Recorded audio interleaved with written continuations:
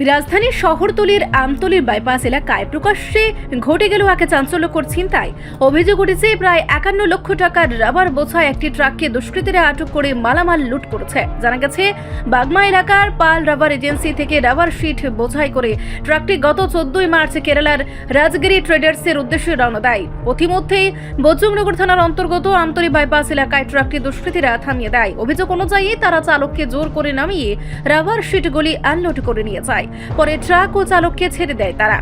ঘটনার পর চালক থানায় গিয়ে অভিযোগ দায়ের করেন এবং মালিক পক্ষকেও বিষয়টি জানান। তবে এত বড় অঙ্কের ছিনতাইয়ের পরেও তদন্তের গতি নেই বলেই অভিযোগ উঠছে।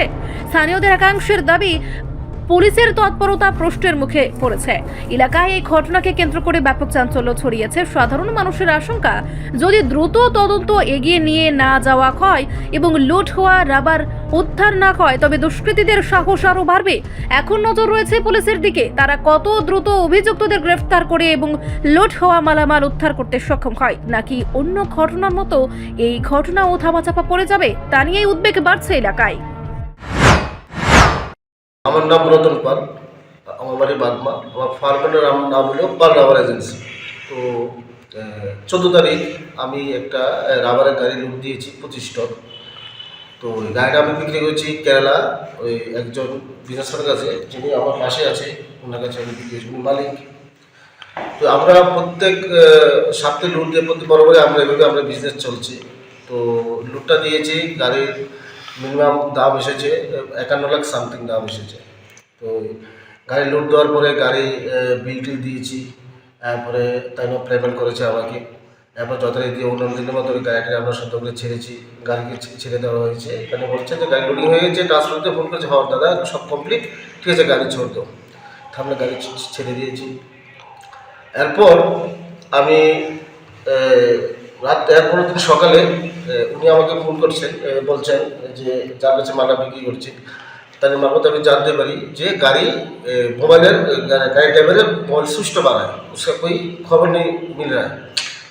तो আমি বলি কীভাবে এমন হলো? तो ट्रांसपोर्टर के फ़ोन करो, ट्रांसपोर्टर भी उसको फ़ोन कर रहा है, कोई फ़ोन नहीं उठा रहा है, उसको तक नहीं आ रहा है, लोकेशन नहीं आ रहा है। तो ठीक है, এরপরে আরও কিছুক্ষণ সময়ের পর আমি জানতে পারি যে গাড়ি খালি গাড়ি, ড্রাইভার ওই বজরংনগর ত্রিপুরারি বজরংনগর এক জায়গায় খালি গাড়ি আর নিজে সিলিন্ডার করেছে। তখন পুলিশ ওনাকে জিজ্ঞেস কী হয়েছে ঘটনা, তখন ড্রাইভারে বললো যে ওনাকে জানি বালাজি কাটার কাছে আসার পরে ওনাকে বলে কে হাইজ্যাক করেছে। কিছু লোক এসে ওনাকে মুখ বন্ধ করে ওনাকে গাড়িতে নামিয়ে নিয়ে অন্য একটা গাড়িতে উঠে ওনাকে নিয়ে গেছে। এবার আরেকজন গাড়ি চালিয়ে বেরিয়ে গেছে। তো তার একটা কাহিনী এখানে পুলিশের সামনে তুলে ধরেছে। কোন জায়গাতে হাইজ্যাকটা করা হয়েছে? হাইজ্যাকটা হয়েছে বালাজি কাটার কাছের থেকে, বাইপাস বালাজি কাটার কাছ থেকে হাইজ্যাক। আনুমানিক কখন তখন রাত? আনুমানিক সঠিক আমি বলতে পারছি না, কারণ যতটুকু গাড়ি তো ট্রেকিং থেকে বেরিয়ে গেছে। ঘটনা কি রাতে হয়েছে? ঘটনা সম্ভবত রাত্রে হয়েছিল। এটা সঠিক বলতে পারছি না কোন সময় হয়েছে, কারণ ড্রাইভারের সঙ্গে আমরা পিকআপে গিয়েছি, ড্রাইভারকে পেয়েছি না, জায়গাটা পরে আসছি। তো এরপরে যথারীতি গাড়ির লোকেশন না বলার পরে উনি ওনার মতো কেস করেছেন। উনি কেরালা থেকে এসেছেন, উনি পরশু এসেছেন, এসে বজরংনগর থানা দিয়েছে, আমাকেও ফোন করেছে। তো আমি যথারীতি আমাদের যে অল্টিপুরে অর্গানাইজেশন আছে ওখানে ভয়েস মেসেজ করে দিয়েছি যে এই একটা ঘটনা হয়েছে, আপনাদের কেউ যদি কোনো ধরনের ইনফর্ম থাকে যথারীতি গ্রুপে মেসেজ করার জন্য। যা পুলিশের কাছে এসেছে, থানা এসেছে, এফআইআর করেছে। তো এফআইআর উনি বলেছেন এফআইআর করেছে। তো যাই হোক এফআইআর উনি দেখিয়েছে, এফআইআর কি অ্যাক্টিভ হয়েছে না হয়েছে আমি জানি না, তখনও আমরা এই হলো ঘটনাটা। তো আমার কথা হলো, আমরা তো বরাবর এভাবে গাড়ি লুট দিচ্ছি, তো বরাবর গাড়ি লুট দিচ্ছি। আমরা যদি ওনারা বাইরে থেকে বড় বড় বিজনেসম্যানরা আসে, ত্রিপুরাতে আসে, রাবার কিনে নিয়ে যায়, আমাদের মতন বিজনেসম্যান যদি ওনারা যদি এই ঘটনা যদি হয়ে থাকে, ঘটনা যদি সুষ্ঠু যদি তল্লাশি না হয়, মূল জিনিসটা না বাদ করা হয়, তাহলে তো ওনার মতন বিজনেসম্যানরা ত্রিপুরা তারা আসবে না। ওনারা না আসলে আমাদের মতো ত্রিপুরার যে অর্থনীতিটা রাবারের উপরে নির্ভরশীল, ওটা কীভাবে আমরা ভবিষ্যতে এগিয়ে নিয়ে যাব। তো আমি রিকোয়েস্ট করছি সবার কাছে, পুলিশ প্রশাসন এবং সরকারের কাছে বিনীতভাবে অনুরোধ করছি যাতে এই যে ঘটনাটা হয়েছে, আজকে আমার সঙ্গে হয়েছে, কিছুদিন আমার অন্য সঙ্গে হতে পারে, যাতে এটা যাতে ভবিষ্যতে যাতে না হয়, এটার জন্য একটা সুষ্ঠু বিচার আমি সরকারের কাছে অনুরোধ করছি, যাতে এই ঘটনাটা হলে আমাদের মতো বিজনেসম্যান, হাজার হাজার রাবার বিজনেসম্যান, যেটা ত্রিপুরার মেইন অর্থনীতি, এটা নষ্ট হয়ে যাবে।